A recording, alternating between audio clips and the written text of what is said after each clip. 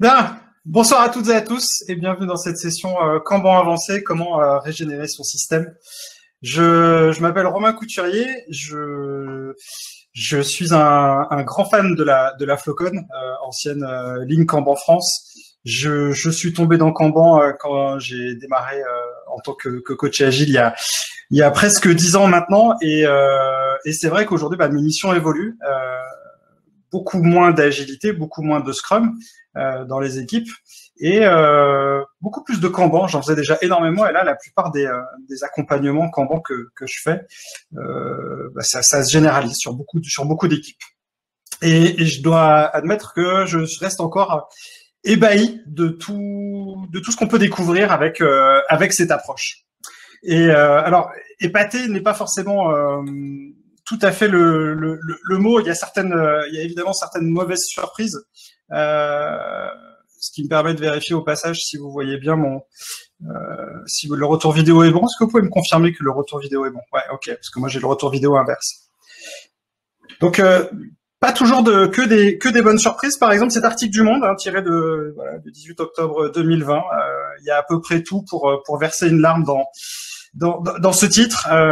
Quand on lit des choses comme ça, pourtant il y a des choses intéressantes. Ça parle des outils, effectivement, ça parle de Trello, de Jira, d'Asana, de Monday, de Wrike, de Mastertask, et j'en passe. Mais je me dis qu'on a raté quelque chose.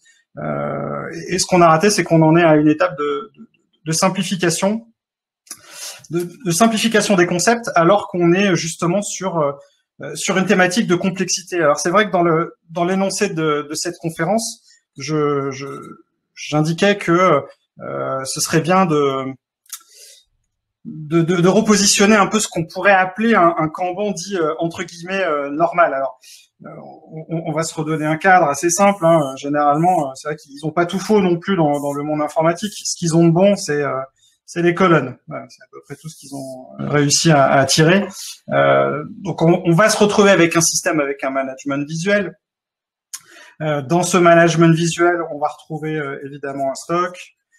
Évidemment, on va retrouver des choses qui vont être, on espère, en tout cas qu'elles soient livrées. Les intitulés des colonnes seront pas par état, mais plutôt par activité. Les états, on va plutôt les retrouver à l'intérieur. Et on va se retrouver plutôt avec quelque chose avec en cours et terminé. La seule exception, ce sera l'avant-dernière colonne qui n'aura pas de terminé, puisque le terminé de la dernière colonne, c'est plutôt le en cours. Dans chacune des colonnes vont circuler des cartes, des tickets, des demandes. Ça pourra porter plusieurs noms. Et on sait que sur cette partie-là, on va retrouver un certain nombre d'informations. On espère, mais ça c'est un gros sujet et on y reviendra tout à l'heure, qu'il y a un indicateur de valeur. Et ça manque cruellement dans énormément de systèmes. On espère qu'il y a un champ quelque part qui nous permette de savoir à quel moment cette carte a démarré. Et puis évidemment, si on veut faire une analyse statistique que on présentera tout à l'heure, on espère qu'il y aura une date de fin, ce qui nous permettra de calculer ce qu'on appelle le délai. Évidemment, donc là, premier principe Kanban, la visualisation. Deuxième principe Kanban, on espère évidemment qu'il y a des limites à chacune des étapes du système. Ces limites porteront plutôt sur le nombre d'éléments qu'il y a à l'intérieur, pas tellement sur la capacité des gens. On aura également l'application du troisième principe Kanban, des règles explicites. On va retrouver quelque part, idéalement visuellement ou dans un wiki, toutes les règles qui sont documentées par l'équipe, les règles de passage, les règles de sortie, toutes ces choses-là. On aura également besoin d'entretenir le système, qui est le quatrième principe Kanban. Quels sont les rituels associés à l'entretien de ce système? Pour entretenir ce système, on aura peut-être besoin d'indicateurs. Ceux en tête qu'on va pouvoir noter, c'est la carte de contrôle et puis un diagramme de flux cumulé. Ça pourra toujours servir. Qu'on pourra aussi plus communément appeler CFD. Ça, c'est ce qu'on pourrait appeler un Kanban correct. Dernière chose également, pour être sûr qu'on précise, enfin que tout est bien clair pour tout le monde, on saura quel équipier est plutôt spécialisé dans chacune de ces activités, sachant qu'un équipier n'est pas réservé à une seule activité. Donc ça veut dire qu'on aura la visualisation de l'équipe. Si on veut faire, ça c'est ce qu'on pourrait appeler un système correct, alors évidemment à 2-3, chacun aura ses critères. Moi, le point de référence que je vais prendre, on va dire, ça va être celui-ci, ça va être en gros la simulation Kanbanzine. Si vous n'avez pas joué à Kanbanzine, vous avez peut-être joué à Get Kanban. L'un a un storytelling qui est plus intéressant que l'autre, je trouve. Kanbanzine a au moins la spécificité de pouvoir s'adresser à un public beaucoup plus large. Et puis une fois qu'on a ce système correct, eh bien on va pouvoir poser un certain nombre de questions. Quand on a posé ça, où est-ce qu'on voit les zones d'engorgement, c'est-à-dire les zones où il y a énormément de tickets, quelles sont les limites, quelles sont les règles d'entrée, les règles de sortie, les règles de passage que j'évoquais tout à l'heure, quelles sont nos règles, comment est-ce qu'on les partage, est-ce qu'on a un time-out qui est fixé pour certaines demandes, qui entretient ce système, qui sont nos demandeurs, tiens, excellente question, à qui est-ce qu'on s'adresse, à qui est-ce qu'on va livrer, et puis dernier principe Kanban, comment améliorons-nous notre flux, l'évoluer et améliorer, c'est un peu au cœur du dispositif. Toutes ces questions-là, vous pourrez en trouver bien d'autres. Si vous ne l'avez pas lu, je vous recommande ce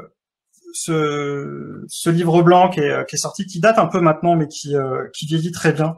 Voilà, de Christopher Ashwans et de Johan Nordin, qui sont intervenus à la Flocon il y a quelques années déjà, et qui recensent tout un tas de questions qui reste utile de se poser. Néanmoins, parmi quand je travaille avec les équipes, alors quand je travaille avec des équipes, c'est pas forcément des très grosses équipes, hein, c'est des équipes d'une dizaine de personnes maximum. C'est rare quand on a un Kanban correct. Reste et subsiste un certain nombre de mauvaises pratiques. Alors mauvaises pratiques quand on est praticien, mais c'est vrai que il y a des choses qui sont encore un petit peu troublantes à observer. La première, c'est que quand on a mis en place un système Kanban, c'est généralement pour fluidifier. Et on sait que pour fluidifier, même si on pourrait le redémontrer, mais ça c'est l'objet d'autres conférences que j'ai pu traiter, et d'autres l'ont fait aussi, c'est la mise en place de limites. Combien de systèmes Kanban n'ont pas de limites, ou s'ils en ont, ils n'en ont pas nécessairement à toutes les étapes. Parmi les mauvaises pratiques également, alors on s'entend, hein, il n'y a pas mort d'homme non plus, donc c'est pas calamiteux. Mais qui dit qu'on n'a pas de limite fait que eh bien on va pouvoir s'autoriser un principe de retour arrière. Et ces retours arrière ils sont pas très sains, et moi je les encourage globalement pas, parce que ils ne nous permettent pas de comprendre de tourner une équipe vers justement l'écoulement du flux. Et un retour arrière veut dire encore qu'on est dans une gestion et un pilotage, non pas par la valeur, mais encore par l'occupation et par les compétences. Parmi les autres pratiques qu'on va évidemment retrouver, hein, et accentuer encore par l'absence de limites, c'est le fait qu'on soit, c'est l'explosion du multi, et j'y reviendrai tout à l'heure. Multi, alors multi-tâches, multi-demandes, multi-clients, multi-produits, qui lorsqu'ils sont poussés à l'extrême, eh bien vont provoquer ce qu'on appelle des interruptions, hein, tout simplement. Les interruptions qui ont des effets catastrophiques. Interruptions qui sont provoquées aussi par une bonne conscience professionnelle, hein, dans des équipes qui veulent bien faire, eh bien vont avoir une capacité toute naturelle à changer, à passer d'une tâche à l'autre, passer d'un projet à l'autre. On a des facteurs aggravants, évidemment. Parmi les mauvaises pratiques, c'est toujours délicat de les évoquer, mais on a voilà, on a Dieu, les urgences Dieu, qui est un facteur de provocation d'urgence. Certaines organisations témoignent d'ailleurs qu'elles sont multidieux, ce qui fait que ça vient perturber. Et évidemment, parler de limites, c'est très compliqué. On a parmi les autres mauvaises pratiques que je pourrais citer, globalement, le fait que ce flux reste statique, c'est-à-dire que contrairement à d'autres approches et à d'autres méthodes, Kanban ne prescrit aucun rôle, et donc comme il n'y a aucun rôle, faut trouver un responsable pour déjà pour assurer la logistique et la maintenance, l'actualisation. C'est beaucoup moins vrai maintenant qu'on est passé en distanciel avec la Covid, mais ça reviendra certainement lorsqu'on retournera en présentiel. Et puis parmi les mauvaises pratiques qu'on peut encore retrouver, c'est globalement des gens qui témoignent de temps en temps d'une forme de surcharge. Alors c'est vrai que là je n'en citerai, si toutes ces mauvaises pratiques-là sont en place, on pourrait globalement dire que l'équipe n'est pas véritablement passée à Kanban, mais entre un Kanban correct, généralement il y a une ou plusieurs de ces choses qui sont là, et malgré tout, quand on demande à ces gens-là, quand un Kanban a bien été mis en place, le vrai premier point de bascule qu'on peut observer, c'est vraiment lorsque les équipiers sont sereins. Je pense que une équipe a trouvé son intérêt à utiliser Kanban, même avec quelques mauvaises pratiques, hein. Lorsque globalement l'équipe témoigne de beaucoup plus de sérénité, qu'elle est beaucoup moins dans le fait de subir, qu'elle est beaucoup plus dans l'anticipation, tout ce qu'elle n'arrivait pas à faire. Je sais pas si parmi vous tout le monde a réussi ce point de passage, si dans vos équipes ça témoigne d'une sérénité. Vous pouvez le dire en commentaire, hein, ça me permettra de voir un petit peu d'activité. Si vous avez trouvé ce point de bascule, généralement sur une équipe, il intervient voilà, sur une équipe de quelques personnes, inférieure à 10, généralement quelques semaines, quelques mois. C'est le temps qu'il faut pour purger tous les démons, un petit peu tous les débris qu'il y a, toutes les voilà, cette purge. Moi, je parle souvent de système toxique. La désintoxication d'un système, on l'observe, elle est accessible, ne serait-ce que parce qu'on met qu'on établit un système correct. Je parle même pas encore de chercher à l'améliorer, juste de chercher à mettre en place un système correct. Et c'est là le point de départ de cette conférence, parce que on a réussi à atteindre ça. On est content. L'approche a été sponsorisée. Les gens ont fait preuve de patience, parce que attendre plusieurs semaines, plusieurs mois pour avoir ces résultats, faut être patient. C'est de l'intérêt d'avoir ce sponsor. Et maintenant, maintenant qu'on est serein, maintenant on est content. Et comment on pourrait c'est quoi la suite? Quelle suite on va donner à ça? Si on prend un petit peu de hauteur, on pourrait s'appuyer sur n'importe quelle théorie du changement. Moi, celle sur laquelle je m'appuie énormément, c'est celle de Virginia Satir.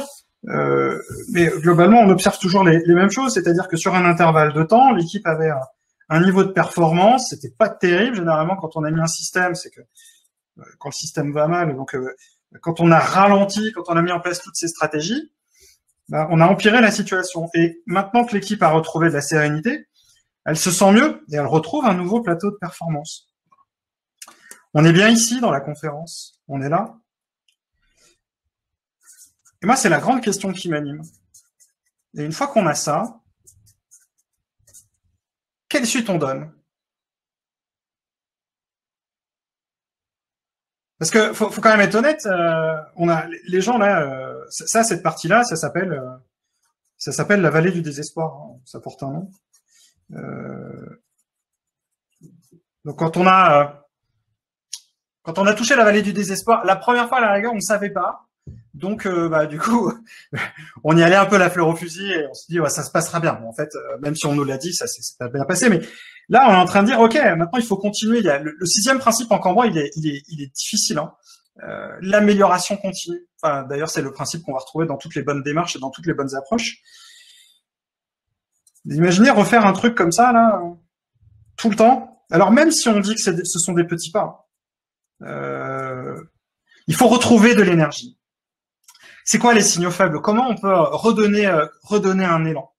Et c'est assez paradoxal. C'est un paradoxe qui est notamment réévoqué dans la cinquième discipline de Peter Senge. On sait quand est-ce qu'il y aura un facteur déclencheur. C'est lorsqu'il y aura une urgence. D'ailleurs, la plupart des mises en place de systèmes Kanban qui sont bien efficaces et qui ont des meilleurs résultats, c'est parce qu'il y a une urgence. L'urgence, c'est généralement parce qu'on est sous l'eau. Et c'est quoi l'urgence une fois qu'on est serein? Parce que du coup, on a résolu le problème. Et ce que Peter Senge nous rappelle, c'est que les situations d'urgence sont rarement les meilleures situations. Or, et c'est là un petit peu le paradoxe, c'est qu'on va attendre la situation d'urgence pour se mettre en mouvement. Alors que les meilleures conditions qui sont réunies pour entamer la suite du changement, c'est bien lorsqu'on est plus au calme. Et ça, on n'est pas éduqué. On n'est pas éduqué, on n'est pas prêt mentalement. Et pourquoi se réimposer ça? Alors on va chercher comment on peut trouver des pistes. On pourrait trouver une piste chez David Anderson qui vient une fois n'est pas coutume de partager ses travaux avec le Kanban Maturity Model qui est une matrice aidante on va pas qui propose un modèle de maturité, une échelle. Ça, c'est intéressant, ça permet de voir en fonction des 6 principes Kanban, qu'est-ce qu'on peut être en mesure d'attendre, de mettre en place. Je ne sais pas si cette logique linéaire, elle est applicable dans des dispositifs humains qui sont variés, complexes, différents, multiculturels. Mais en tout cas, ça a le mérite d'exister. Mais ça reste théorique. Et c'est vrai que on connaît tous la différence entre la théorie et la pratique. Hein, c'est que en théorie, il n'y en a pas. Et en pratique, il y en a. Alors, pour régénérer votre système Kanban, je n'ai pas de recette miracle. Néanmoins, je vous soumets un certain nombre de questions. En tout cas, ce sont les questions que j'essaye de porter lorsque j'interviens. Et on va peut-être finalement revenir aux bases, c'est-à-dire le premier principe, visualiser son système. Et donc, que voyons-nous? Que voyons-nous dans notre système? Si on part de l'hypothèse que nous sommes le plus au calme, c'est peut-être dans cette meilleure période qu'on pourrait mettre au propre. Mettre au propre son tableau Kanban. Alors, il y a des super ateliers qui fonctionnent. Vous pouvez utiliser l'atelier au tableau qui est très très bien. Mais bon, le mettre au propre, juste pour le mettre au propre, comment améliorer mon management visuel? Et pour ça, on pourrait s'appuyer sur une théorie dont on parle assez peu. En tout cas, moi, je m'en sers quand je travaille en facilitation graphique. C'est ce qu'on appelle la Gestalt visuelle. S'il y a des personnes qui sont familiarisées avec le Gestalt, c'est la déclinaison de l'application dans le domaine du visuel, des principes de Gestalt, c'est-à-dire que le tout est plus que la somme des composants, ce qui nous permet de comprendre comment fonctionne notre cerveau. Ce sont également la Gestalt visuelle est également un concept qui est utilisé en design et en ergonomie des interfaces. Et ce qu'il faut comprendre, c'est qu'il y a un certain nombre de lois, et nous pouvons lutter contre ces lois. Bien, on va toujours avoir du mal à s'en défaire. La première loi que je voudrais vous partager, c'est ce qu'on appelle la loi de similarité. La loi de similarité, excusez-moi. La loi de similarité, c'est le fait que votre cerveau aura d'autant plus de facilité à absorber une information à partir du moment où les informations se ressemblent. Si on regarde nos tableaux, et particulièrement sur les tableaux numériques, Tout se ressemble. Dès lors, nos cerveaux vont avoir une très grande difficulté à segmenter l'information. Or, un tableau de management visuel est fait et doit être conçu, quand on parle de radiateur d'information, pour justement qu'il soit facile, accessible, qu'il soit lisible, qu'on puisse en déduire, l'analyser de manière assez rapide. Donc, être très très prudent. Les lois de Gestalt, lorsqu'elles sont mal utilisées, vont avoir des mauvais effets. Lorsqu'elles sont bien utilisées, vont avoir des bons effets. Un pléonasme pour rappeler que tout ne doit pas nécessairement être similaire sur nos tableaux. À l'inverse, la couleur et l'usage de la couleur va être un élément structurant. Donc, soyons attentifs à ce que nous rendons similaire et soyons prudents aussi quant au choix des outils numériques. Je ne suis pas sûr que ceux qui sont présentés dans l'article du Monde répondent bien à cette loi de Gestalt. Parmi les autres lois de Gestalt qu'on va également retrouver, il y a ce qu'on appelle la loi de continuité. La loi de continuité, c'est le fait que lorsqu'on présente des éléments qui se succèdent, eh bien notre cerveau va avoir énormément de mal à ne pas les dissocier et surtout à en voir un élément continu. Pareil, ça peut être intéressant comme principe de voir une continuité de choses. Par exemple, si je veux visualiser le découpage d'une feature en différents composants, pourquoi pas? Néanmoins, le fait d'aligner les choses les unes avec les autres vont faire qu'on va avoir une continuité. Est-ce que c'est vraiment le message qu'on souhaite faire passer? Autre loi qu'on va retrouver en Gestalt, c'est ce qu'on appelle la loi de proximité. La loi de proximité fait que votre cerveau, quoi qu'il dise et quoi qu'il fasse, ne pourra pas dissocier deux éléments qui sont proches l'un de l'autre. Vous ne pouvez pas voir deux triangles indépendamment l'un de l'autre, tout simplement parce qu'ils sont proches. Si les éléments sont proches, à bon escient, ça nous permet de faire une bonne association. Si des éléments sont proches alors qu'ils ne devraient pas, nous allons faire de mauvaises associations. On peut donc interroger nos managements visuels et derrière tous ces tableaux de post-it, finalement, est-ce que l'information est structurée correctement? J'ai mis certains doutes, y compris sur les tableaux que je peux aussi accompagner. Je ne suis pas à la perfection. C'est donc un questionnement permanent. En tout cas, cette Gestalt visuelle nous permet de réinvestir nos tableaux d'une autre manière. Parmi d'autres lois que nous allons retrouver également souvent en Gestalt visuel, on a ce qu'on appelle la loi de destin commun, peut-être moins intéressante, peut-être plus difficile à envisager. C'est le fait que des éléments qui convergent vont nous amener à voir on va avoir un destin commun de différents éléments qui pointent vers le même endroit. Autre loi que nous allons retrouver en Gestalt visuel, ce qu'on appelle la loi de fermeture. La loi de fermeture qui permet à un cerveau de ne pas avoir besoin de l'intégralité des formes pour pouvoir compléter la forme qu'il manque. Là, par exemple, vous n'avez pas besoin de savoir que mon carré est fermé, vous l'avez compris. Tout ça est possible parce qu'il y a un principe qui gouverne tout ça, et c'est le principe d'expérience passée. Ça veut dire quoi ce principe d'expérience passée? Ça veut dire que plus vous êtes soumis à des tableaux, plus vous êtes soumis à une information visuelle, et bien plus vous allez être influencé dans sa compréhension. Ou au contraire, plus vous aurez vu la même information, plus vous allez peut-être tirer tout droit, plus nous allons faire des raccourcis en se disant qu'on les comprend. Se pose la question donc de reconstituer ces tableaux, peut-être de les réinventer, de les revisiter, en ayant en tête une loi que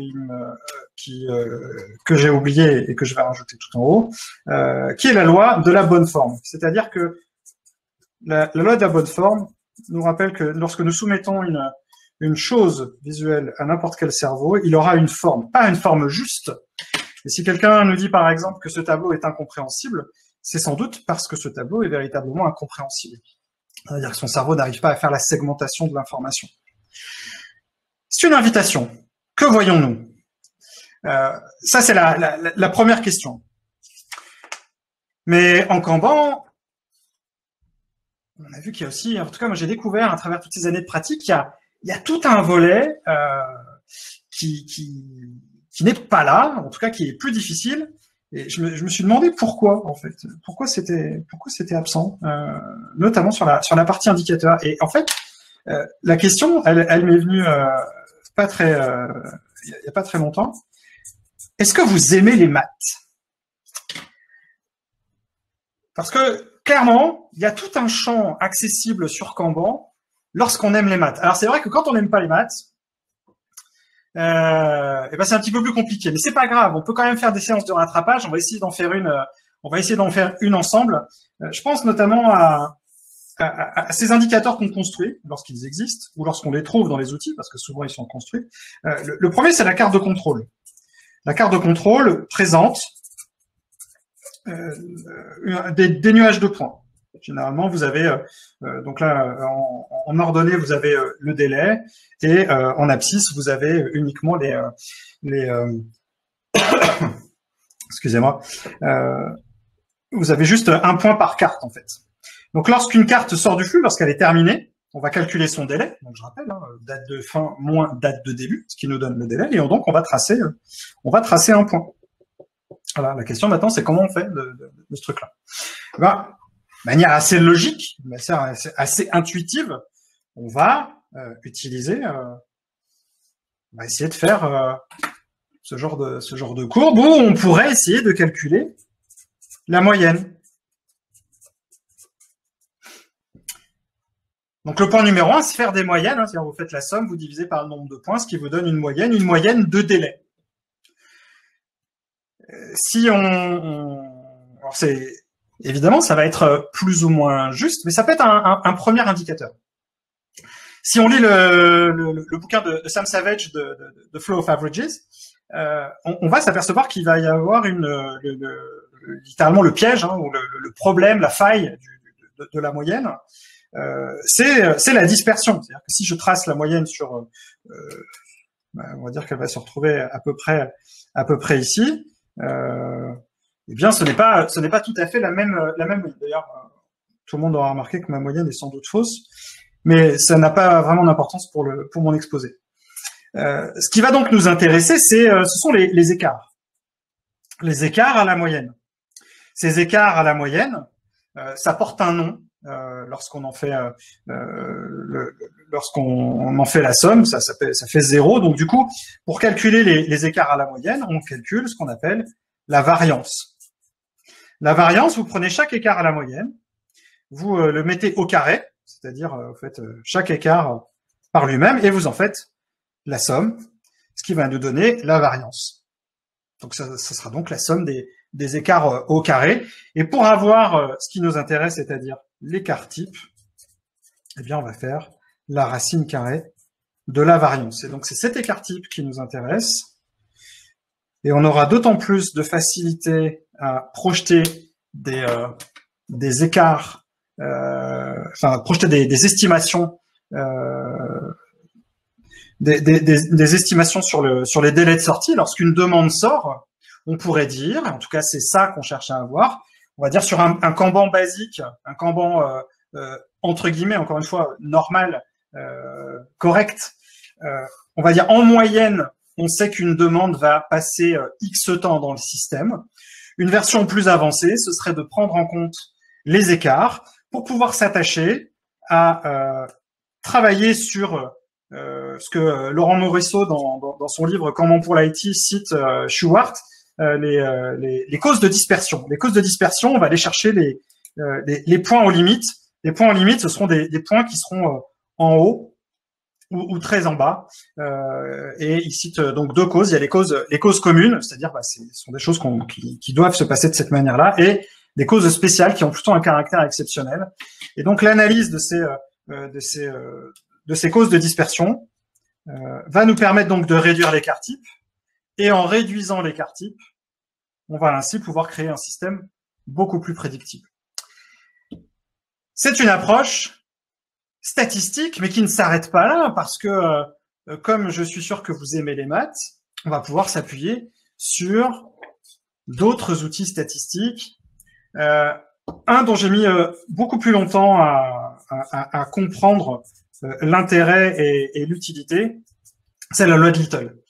La loi de Little, qui est citée à peu près dans tous les bons bouquins et que on voit difficilement en utilisation. On va se donner un exemple pour bien comprendre ce qu'est la loi de Little.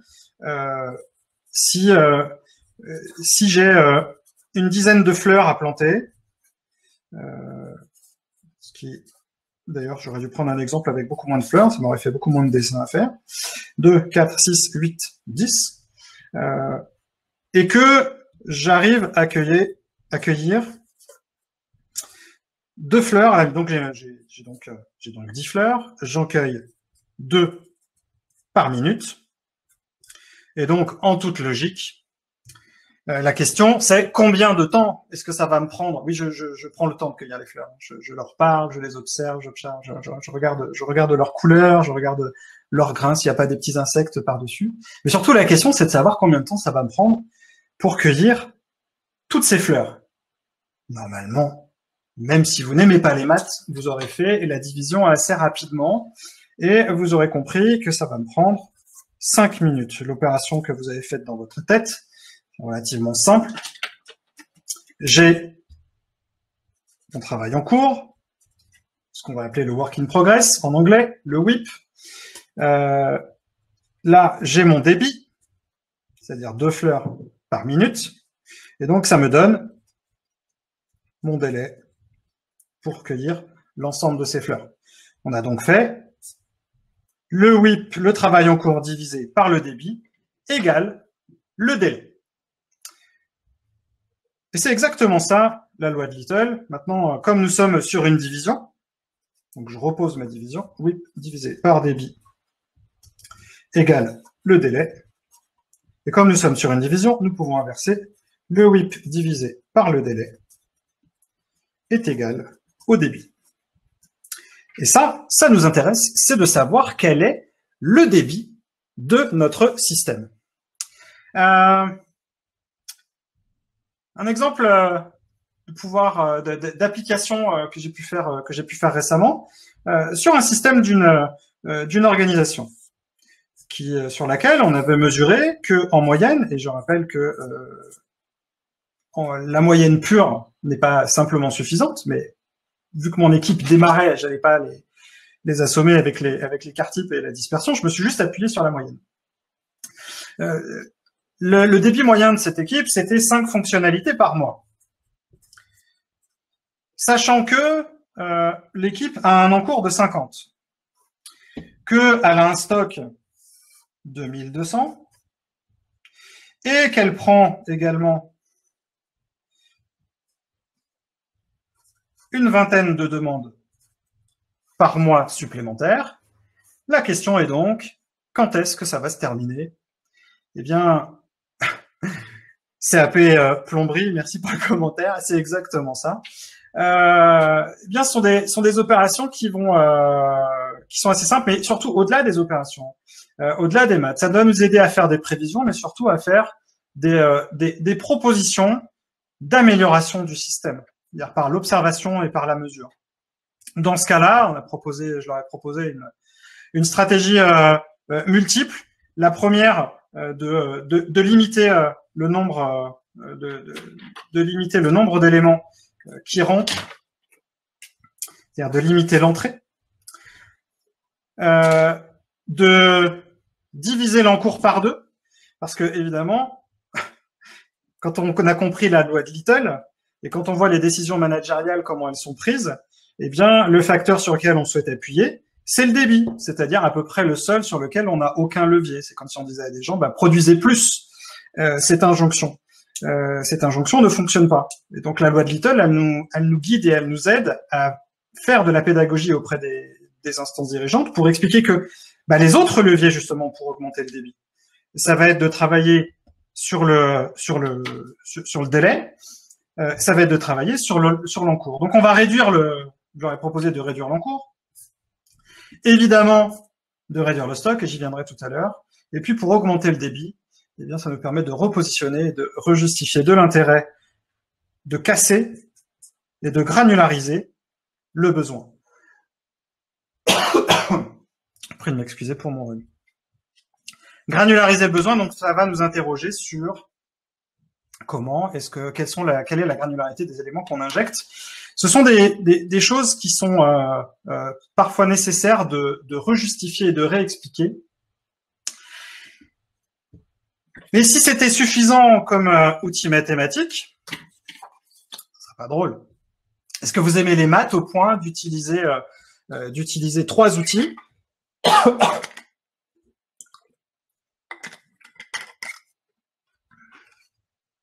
Le troisième, et je trouve que c'est le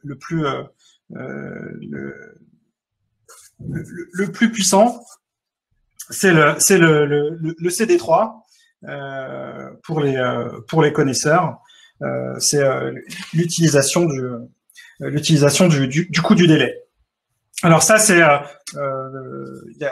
je vais reprendre l'exemple qui est donné par Don Reinertsen dans son ouvrage le principe de Principle of Product Development Flow, où Don Reinertsen réexplique l'intérêt d'avoir un modèle économique sur les demandes. L'intérêt de cet outil-là, c'est de pouvoir prioriser et de savoir quel élément doit rentrer. Parce que là, on s'est beaucoup concentré sur la sortie, sur le débit, mais aussi toute une question qui se pose sur, oui, mais alors lequel rentre, celui-ci, celui-là, quelle est la stratégie? Pour bien comprendre ce qu'est cette notion de CD3, on va prendre un exemple où on a une fonctionnalité qui a une durée de sortie d'une semaine, une autre de 3 semaines et une autre de 2 semaines. Sachant que le coût du délai, c'est-à-dire l'impact économique de ne pas sortir cette fonctionnalité, serait évalué, prenons arbitrairement, à 3 000 € pour chacun. Donc, sur cet exemple, toutes les fonctionnalités ont le même coût du délai. Donc, la question qu'on se pose, c'est quel est l'élément qui devrait rentrer en 1, puis en 2, puis en 3. En toute logique, vous aurez trouvé que c'est celui-ci. Parce que ça va me permettre de... voilà, numéro 1, exactement. C'est assez simple. Prenons maintenant un autre exemple. Toujours avec la durée et le coût du délai. Mais cette fois-ci, on va avoir le même délai. Donc, on va mettre tous ces éléments-là à 3 semaines. Toutes ces fonctionnalités ont le même délai pour sortir. Sauf que le coût du délai pour cette fonctionnalité est de, par exemple, de 1 000 € pour l'autre de 3 000 € et pour l'autre de 10 000 €. Toujours la même question. Dans cette situation-là, quelle est la fonctionnalité que nous devons prendre en premier? Et effectivement, comme c'est précisé dans les commentaires, le WSJF, le weighted shortest job first, c'est exactement ça. Eh bien, dans cet exemple-là, c'est cette fonctionnalité que nous devons prendre en premier. Dans les deux cas, on a fait la même opération. Et c'est ça le CD3. C'est le coût du délai divisé par la durée.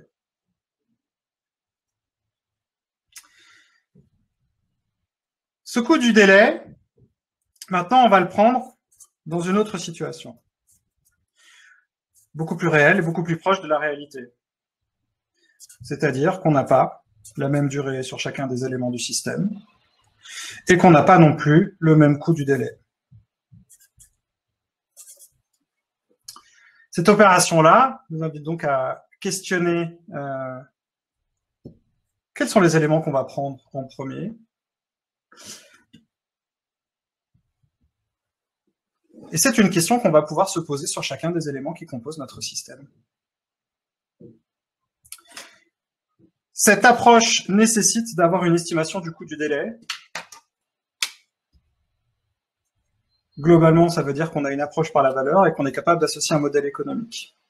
La plupart des organisations que j'accompagne n'utilisent pas cet outil, non pas parce qu'ils ne veulent pas l'utiliser, parce qu'ils ne peuvent pas l'utiliser, parce qu'ils n'ont pas le coût du délai. Ça pose un énorme problème, ça veut dire qu'aujourd'hui, on a besoin d'accompagner les organisations à établir des modèles économiques qui sont nécessairement faux parce qu'ils s'appuient sur des hypothèses, donc ça veut dire prendre des hypothèses, et sans doute que il va falloir également prendre un autre indice de variabilité, c'est que toutes les demandes n'ont pas le même coût du délai, ce qui nous ramène directement à la notion de classe de service. Les classes de service avec les classes normales, les intangibles. les urgences et les demandes à date fixe. Donc, on aura des courbes différentes. Donc, ça demande une gestion quand même. Cette gestion-là, elle est pas neutre, mais c'est quelque chose qui est nécessaire si on veut prendre des décisions qui sont rationnelles et qui vont dans le bon sens. Également, la prise en compte des classes de services, c'est le début de la mise en place d'une stratégie de gestion de risque. Et vous imaginez bien que si on commence à faire ça sur tout dans notre flux, moi en tout cas c'est ce que m'a dit l'équipe la dernière fois, ils m'ont dit mais t'es fou avec tout ce qu'on a dans le flux, on peut pas quoi. Donc, ce qui nous amène à une autre question.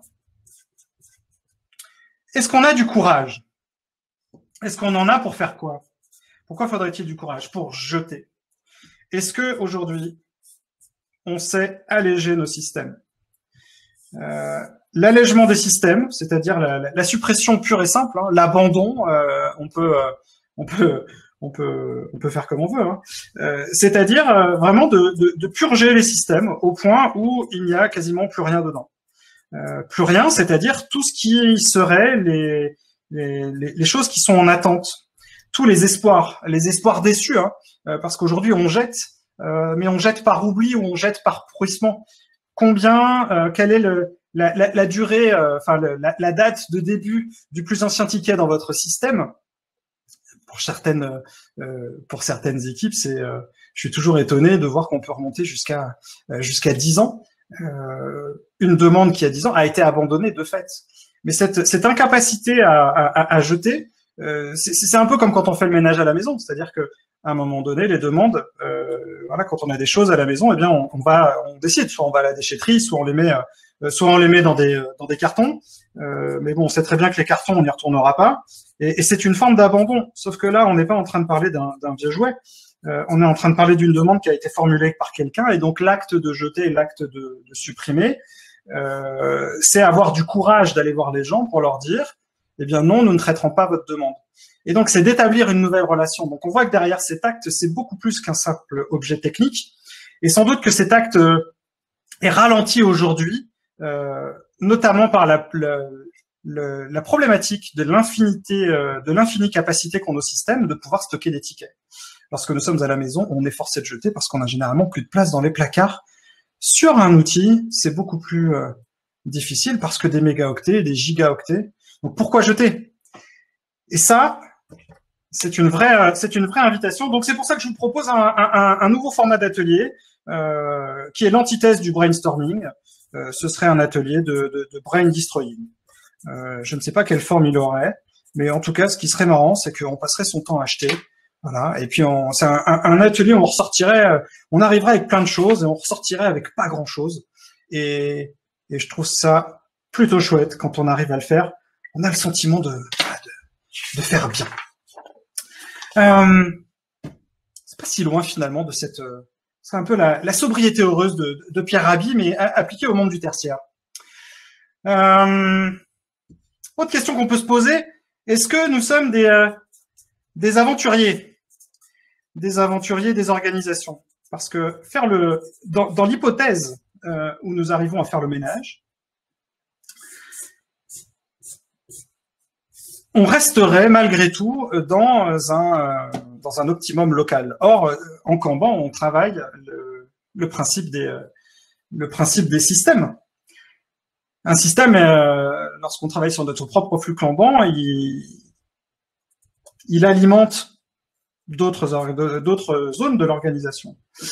Et il est alimenté par d'autres zones de l'organisation. Si on considère donc que notre flux n'est pas un flux de A à Z, mais par exemple de C à O, on considère donc que nous sommes que sur une sous-partie du puzzle, notre enjeu serait d'aller accompagner les autres organisations à mettre en place leur propre système commun, parce qu'ils sont exactement dans la même situation. Et on sait aujourd'hui qu'avec Kanban, on n'est pas limité à l'IT, contrairement aux idées reçues. L'application de Kanban dans le champ du marketing, dans le champ du commerce, dans le champ du support, dans le champ ou même des services techniques, tout ce qui va être du champ des idées, c'est-à-dire de la gestion de projet, de la gestion des choses qui passent à travers plusieurs fonctions. Ça, c'est courageux parce que ça permet de se reconnecter. On parle de faire de la pédagogie, de se reconnecter aux autres systèmes, d'aller voir d'autres humains qui partagent exactement les mêmes contraintes que nous. Mais là, évidemment, ça questionne l'objet, la vision partagée, notre culture commune. Alors, il y a quand même une culture qui est commune, et elle n'est pas commune que au sein des organisations. Elle est commune peut-être plus largement à l'être humain, en tout cas dans les organisations qu'on peut voir. C'est la culture du multitâche. Et alors, cette culture du multi, quel est son impact chez vous? Quel est l'impact dans l'organisation? On a besoin encore, malgré tout, de réexpliquer quel est l'impact du multitâche. Que le multitâche n'est pas sale et que ce n'est pas grave à partir du moment où on n'a pas d'enjeu de délai.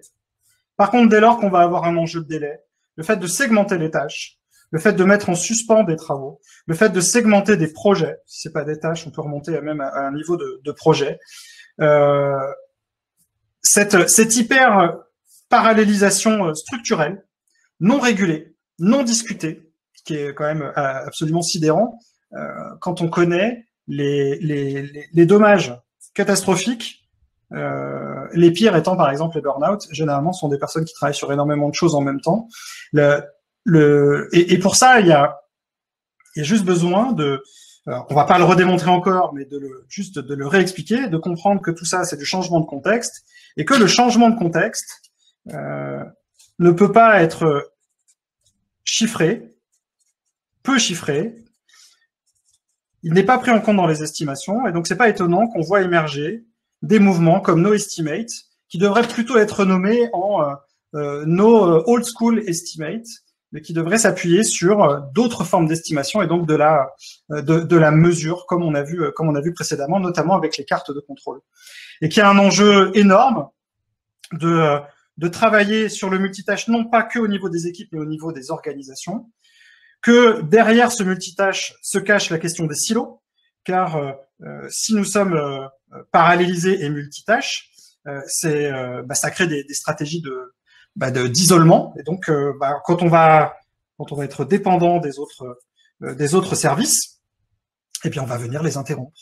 Et ce qui est quand même paradoxal dans un système, c'est que lorsque on cherche à collaborer, eh bien finalement on passe son temps à faire perdre du temps aux personnes avec lesquelles on est censé travailler. Le changement de contexte va également créer du retard, crée énormément d'urgence. À quel point sommes-nous lents?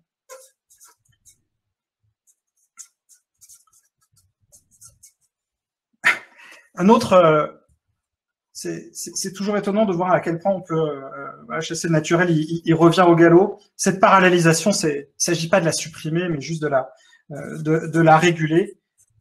Et on se redit et on se rappelle un principe qu'on retrouve énormément en Kanban, mais ailleurs. On parle toujours de commencer par terminer et d'arrêter de commencer. Ça fait souvent en effet, ça laisse souvent des traces. La première fois parce qu'on est sous l'eau, et puis après on l'oublie.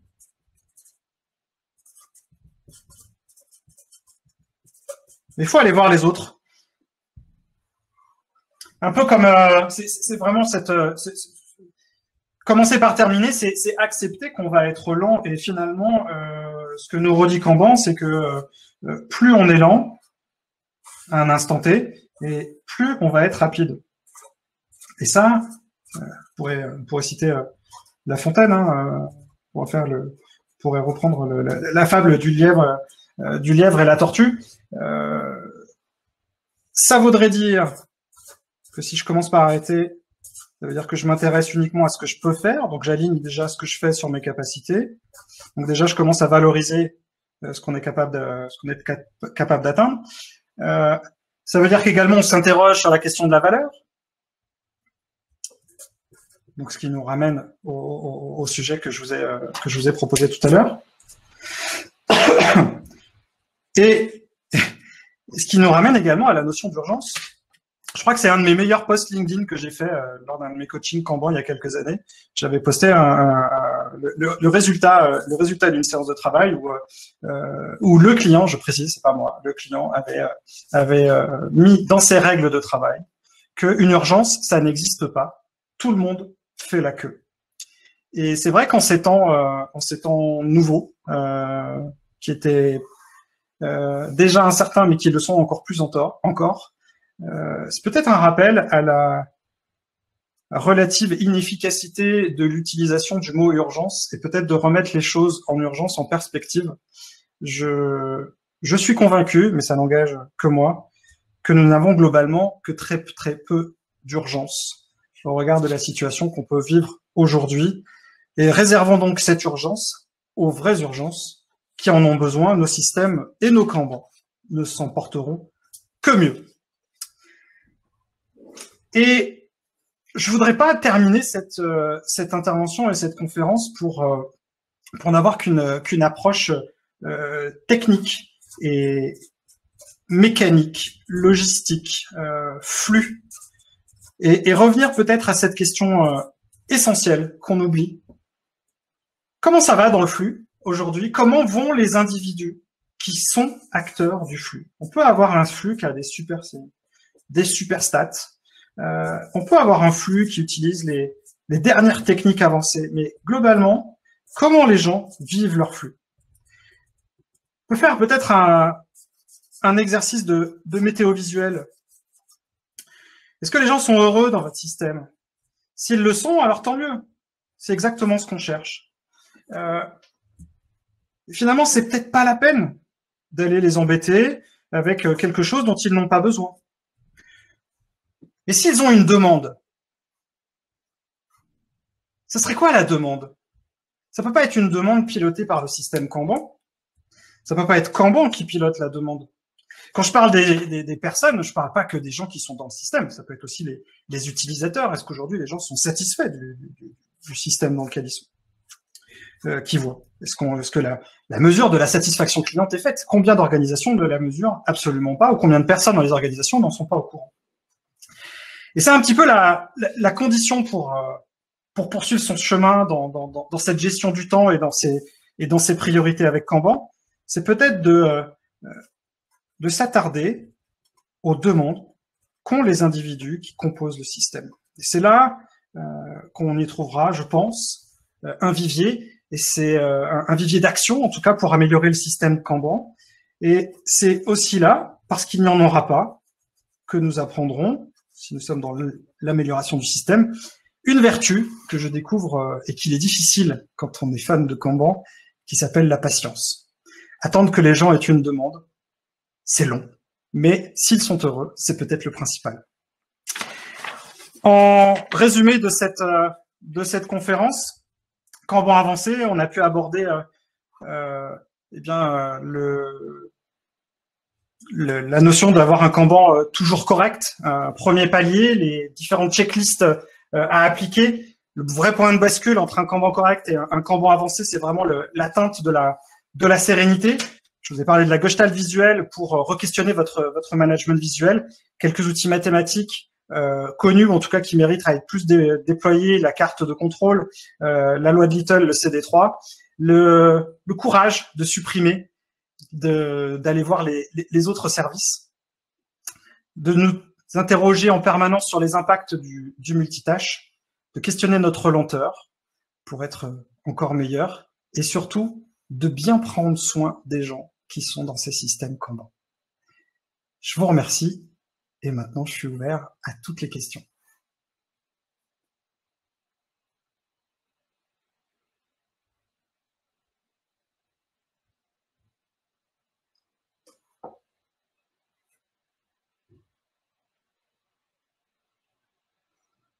C'est très difficile de...